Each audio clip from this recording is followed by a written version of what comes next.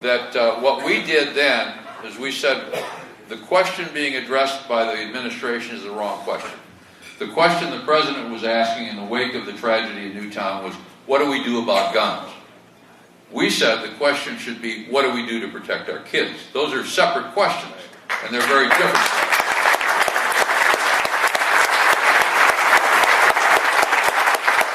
So we asked Asa Hutchinson. Asa, for those of you who know him or know of him, Asa was a former U.S. attorney who served in Congress. He was the head of the Drug Enforcement Agency, and he was the #2 man in Homeland Security. Knows more about this kind of thing than virtually anybody in the country. We asked Asa to put together a task force, and he did, of experts, including a former director of the United States Secret Service, and we said, look at the schools. Go out and talk to people and come back and tell us what should be done. They did. They last week issued a 215-page report with a whole series of recommendations to the federal government, to Congress, to the states, talking about infrastructure protection and things that the schools can do in that sense, and then suggesting that every school should sit down, do an assessment of its safety and what it needs, and look at the possibility and look at how it can provide armed security. Some schools have police officers, what they call resource officers. Some of those are paid by the federal government. Most of them are paid by state and local governments. Some schools have private security. There are some schools that have armed teachers and administrators right now. This isn't just something that's going to happen, it's happening now. And some schools are using volunteers, retired police officers and veterans that are in the area who get additional training and then are allowed to provide security in those schools. There are a whole series of ways you can do it. In one school, and I found this interesting, you know, my brother was a cop for 30 years, so, you know, cops spend an inordinate amount of time filling out paper. Yeah. And so in one jurisdiction, what the police did was worked out a deal with the school, so instead of going to the precinct to fill out the reports, they go to the school and are given a desk there and they do their paperwork in the school. That doesn't cost anybody anything. And they have armed, uniformed people in the schools in that jurisdiction all the time at no cost. What we said and what Asa and his team said was, all of these options are fine, but the one thing we have to guarantee is that the people who provide this security, whether they're public, private, or volunteer, or school personnel, really need to have training. And the one thing that the NRA knows how to do is to provide instruction in firearms handling. And it has to be more than a concealed carry permit owner would get, because they have to have training in active shooting situations. They have to know how to deal with a school. So they're working on developing a best practices training manual and training model for security for public and private schools that the NRA will offer to schools that are interested in that. Excellent. That's our contribution. The other thing we talked about, obviously, is the other big problem, and that's mental health. We're not experts in mental health. We do know a little bit about guns. We do know a little bit about what works and what doesn't work and what kind of training people ought to have. And so that's the part we're taking onto ourselves. But we're hoping that others will pick up on other parts of this report. First of all, a point, and then a question. For those of you that have seen my name, I've already been asked 3 times tonight. As far as I know, I'm absolutely no relation to Mark. I sent him a letter several years ago after a couple of his votes and finished it off with the statement, you make me ashamed to have the same last name. Yes. Awesome. If any of you know him, tell him that. This so-called Department of Homeland Security in the last couple of months has bought 2 billion rounds, enough to train for more than 100 years, supposedly. Not of training ammunition, but of killing ammunition. We can't find ammunition. Do we have any alternatives? Well, they're really, and that's part of the problem. Although the contract that's talked about on the internet is a 5-year contract, which is not unusual, where they're buying training ammo into the future, and it's not being delivered now. But nonetheless, the government's buying a lot of ammunition. And the real problem, it's not just Homeland Security, although they have a lot of agencies under them. You know that the Department of Education has a SWAT team. Today, every agency of the government has got its own army. And that sucks up a lot of ammo just to keep them trained. The only law enforcement people in the country that aren't trained are the New York City Police Department. And they could use some of that ammo, believe me, up there. But that's part of the problem. The other two problems right now are, one, panic buying on the part of a lot of people because they expect taxes or other kinds of regulations to go on to ammo purchases. So the public's been stockpiling. And then there's a longer term. It's not a problem. You know, firearms are much more popular today than they were 5 years ago or 3 years ago or 2 years ago. There are literally millions more people that are in the shooting sports. You know, I use the example that if 5 years ago, if you wanted to go into a small business and go bankrupt, my suggestion would be to start an indoor shooting range. Today, they pop up all over the country. They're all making money. They're all busy all the time. People are shooting up millions of rounds of ammunition. And frankly, the ammunition producers haven't really responded to that as well as they were. So you've got a perfect storm that's driven up the costs and wiped out the supply in a lot of areas.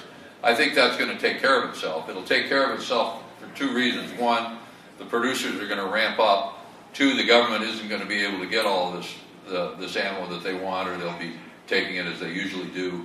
And thirdly, if we, in fact, win these battles we expect to win on the Second Amendment issues, then the panic buying will go away and things will revert to normal. But all those things together have created a really bad situation right now. Any more? Over here. Oh. One of the things we should consider is executive orders.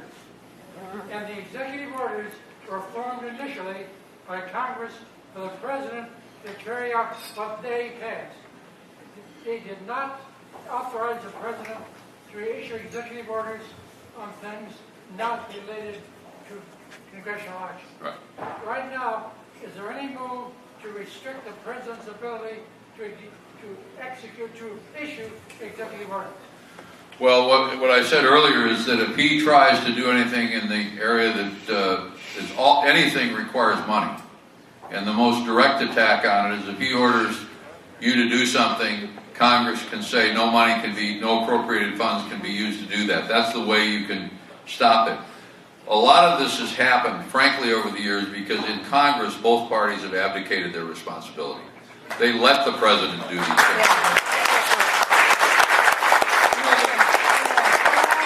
The founders believed that every politician was avaricious in the seeking of power. And the reason that we had the balance of power and the separation was that the Congress was going to jealously protect its prerogatives. The executive was going to protect its prerogatives. They were each going to try and take it. And this competition was going to keep things in balance. We've had a docile Congress for a long time that has said, it's why we have a regulatory state that passes a law and then says, well, go implement it. We don't want to take responsibility for that. And so regulators are making laws. The President issues orders on this, that, and the other thing, and Congress doesn't object. That's where that has to come from.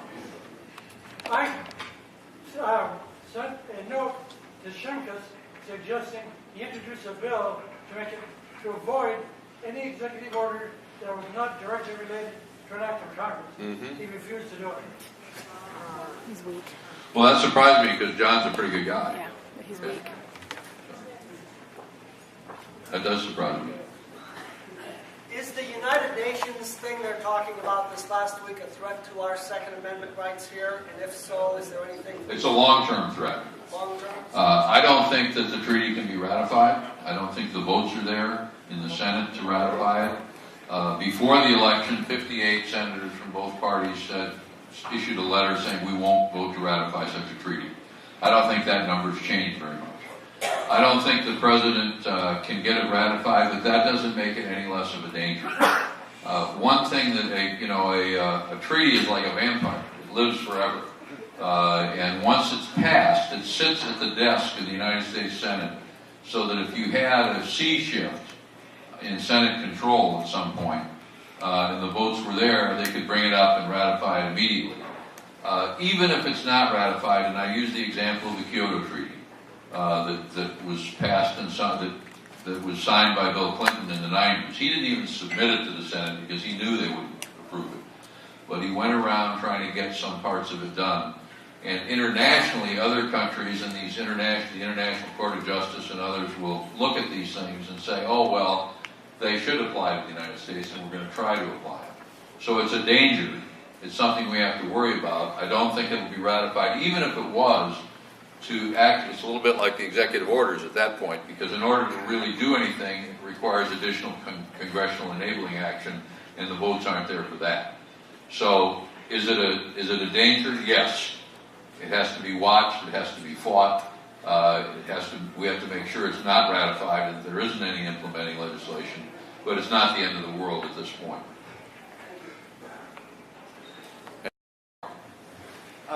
Oh, there he is. Sir, there's another issue that's kind of going around, and it's not getting covered as much, but that's of the FEMA. Like FEMA, there's a law out now that would actually give FEMA the power to detain American citizens in the case of an emergency, basically. So, is there really anything that's going on in order to try and stop this, or you think this is really going to affect their Second Amendment liberties? Well, let me give you an example of what was tried before. And the fact is, when we talk about international treaties or when we talk about government actions, can somebody threaten our rights? Yes. Can they get away with it? Not as long as the system works. When Katrina hit in Louisiana and Mississippi, the first thing that was attempted down there was to go and confiscate firearms. They said that would make it safer. Actually, disarmed the victims, and there were thugs traveling around, looting and doing all this. We went to federal court, and the federal court said, and it's now settled law, that the government does not have the power in an emergency to deny firearms to individual persons. Would they want to do this? Yes. Can they get away with it? Not as long as the system works, and if the system stops working, it's over anyway. No more questions? Oh, there she is. She's been waiting. Mr. Keene, I do have a serious question as far as we, as NRA supporters and members, and coming from history from being veteran, a prior veteran myself, retired service member as a husband, huge family members, populace. We come from the core roots of West Virginia, and family members of mine who led the march against Joe Manchin personally. We consider ourselves patriots. I mean, literally, truly standing up to support our patriotic right, constitutional right, Bill of Rights, etc., or not just Second Amendment rights, but our rights across the board. And we as patriots are now under attack across the board, from the left, the media, you name it. We're being quoted as domestic terrorists. We're being lumped into a group. This is new rhetoric. To some of us, it's old rhetoric, but it's resurfacing, and it's coming about with a vengeance. And we consider the NRA leading advocates for our patriot movements, our Second Amendment right movements. What are you doing at the NRA level in encouraging us and at your level to squelch that entirely across the board, so that then we in turn, get identified as that threat that he was just talking about, right, that allows them to indefinitely detain us for being a threat to national security, because we're patriots exercising our rights. It's the kind of thing that you have to always be on guard against. We attack it wherever we see it. It was interesting because a few years ago, I hadn't thought about it this way, but Mitch Daniels, who was then the governor of Indiana, was asked to speak on the Second Amendment at a dinner in Las Vegas. And he had asked me for some thoughts about what he might say, and I gave him my thoughts, and he threw them all away.